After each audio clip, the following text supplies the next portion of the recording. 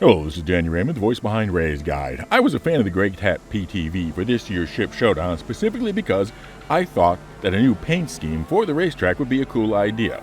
So CIG's recent disqualification of the Greycat PTV from the Ship Showdown, specifically because of the problems of making a best in show paint for it, disappointing but understandable once I looked through their explanation. But I felt that many non-technical players might find that explanation a bit confusing because the terms paint and skin are often used interchangeably when in fact they are not. Moreover, there has been a recurring rant about the whole subject of colors for ships that could use some background. So in this video, I'm going to cover three things. First, what is a skin and how is it different than a paint? Second, why is it important to CIG for the Ship Showdown to have it be a paint? And then the related subject about a promise that CIG made to players a long time ago and why I suspect that some in the ship art team wishes it would just quietly go away, even though it refuses to. So first, what is a skin versus a paint? Now before I show the next image, I want to point out that this is not something I own. This is a zebra skin. It was unwrapped from a zebra form. If I were to change it to a checkerboard polka dot pattern and wrap it around a zebra form, I would get a checkerboard polka dot zebra, just like this fancy skin on this zebra. I wonder how much you had to pay for it. But though the skin is different, the colors are not different from a typical zebra. And that is remarkably like what a skin is in computer modeling.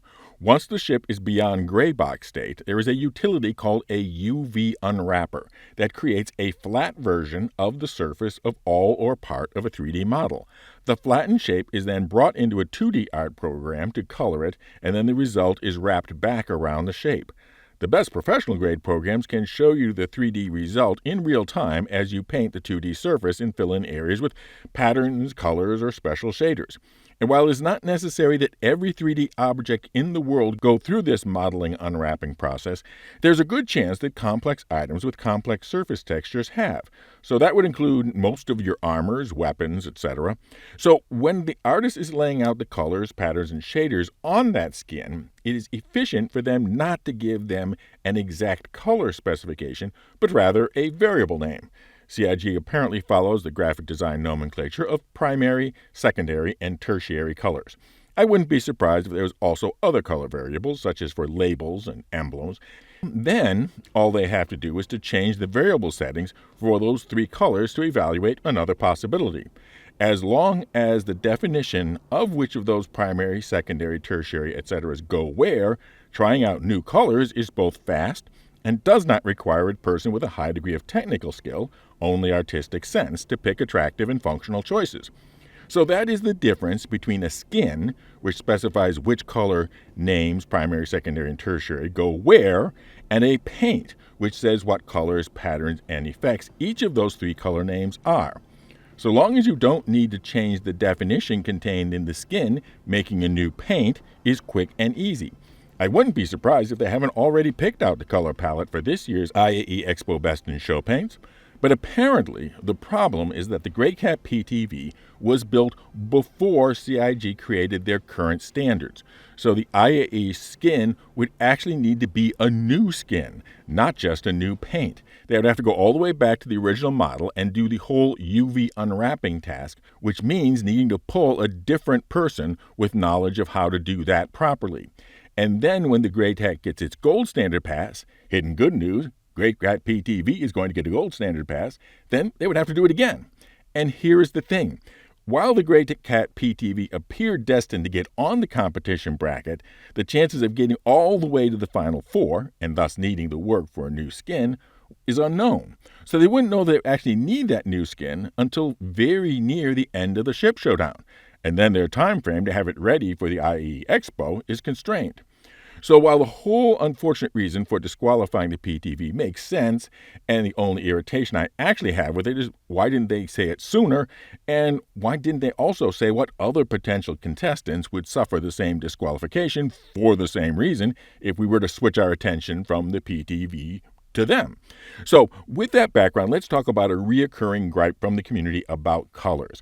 And that is a promise a while ago that was to let users pick whatever color they want for their primary, secondary, and tertiary colors. We want these kind of paint configurations to become hex codes. and why, despite the external simplicity of the suggestion, why the art team might wish that promise had never been made. So let's look at the Gladius. Walking around, you can pretty much imagine the primary, secondary, and tertiary colors areas on this craft. Now look here, and you see the ship serial number, a promised feature. And look here, you see door labels on the component access, an important usability feature. But choose a primary color that is too close to the lettering color, and boom, the letters disappear. Most likely the result of that would be people saying there's a missing labels bug. There are a couple standard ways of addressing this sort of problem. The first is to make the letters a fixed color with a fixed color heavy outline. That way, if you choose the outline color, the primary, they will still see the letters, and if you choose the letter color as the primary color, they will still see the outline. An alternative to the outline would be put the label in a contrasting box. Either way, though, a new skin is needed because the change isn't just about the colors, but which colors are shown where. So you are talking about having to go through making a whole new skin for every ship, one that is less nice than the ones that are already existing, all for the purpose of allowing people to create something possibly truly hideous. You see, every art school major has to study color theory and has developed a good sense of color harmony. They also know that you haven't. How? Because they see every day how you dress. Maybe you don't realize how garish you are, or garish was your entire plan. Either way, the broad mandate of the art team is to make every Star Citizen screenshot out there be gorgeous. And you aren't helping at all. So, you see why I say that there is a good reason to think that the art team may not be all that thrilled about this whole pick any color you want promise. So how do you resolve all this? After all, my philosophy is never to talk about problems without also talking about solutions. And the first thing to discuss is the speculation that offering user colors being avoided because they're afraid of losing revenue from selling paints. And let me assure you that the three basic colors are the weakest of tools that the graphics team has in their holsters to create eye-popping visuals to separate you from your cash. They are textures, patterns, bump maps, specularity, color-changing paints, and custom shaders. Oh yeah, there will still be custom paints to be sold, some of them quite amazing. The next thing to bear in mind is remember that paints and skins are different, and paints are easy and new skins are hard. Then therefore, the idea is to create a ton of new paint options, so that when, say, the paint shop at Cousin Crow's gets open, the user can select from a long list of available, non-tacky paint schemes with interesting titles, including some from lore. So, for example, in lore, there's a group of independent haulers called the Rust Society, who are known for wearing a red and brown color scheme. So one of the palettes available at Cousin Crow's paint shop might be labeled Rust Society. But again, there would be dozens, maybe hundreds. But what about the org with a very specific color set in mind?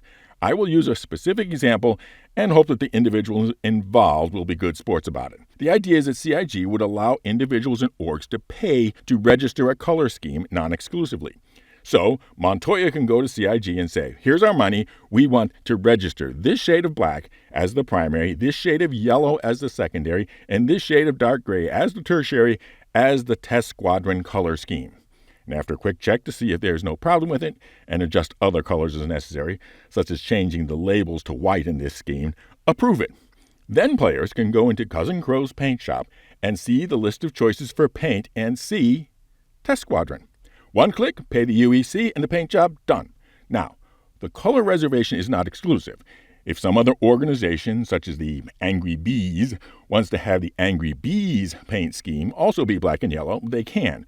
Nor would I require somebody actually be a member in order to use the paint scheme. But I still think Test Squadron would find it valuable to have their named scheme be on the list available at Cousin Crow's. Valuable enough to pay more than the cost to CIG of an art team to validate the colors and add them to the table. Exactly how valuable? Well, you'll have to ask Montoya on that one. So that's how I think CIG can meet the goal of giving players a choice of having and coordinating ship colors while avoiding the most tacky of consequences.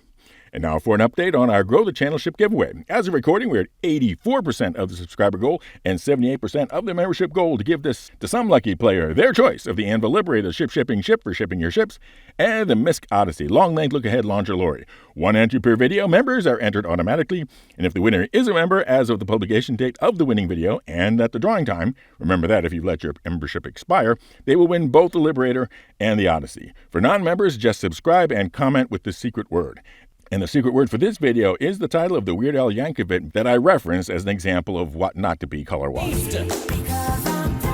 Fly safe, keep it real, and I'll see you in the verse. This is Danny Raymond for Ray's Guide.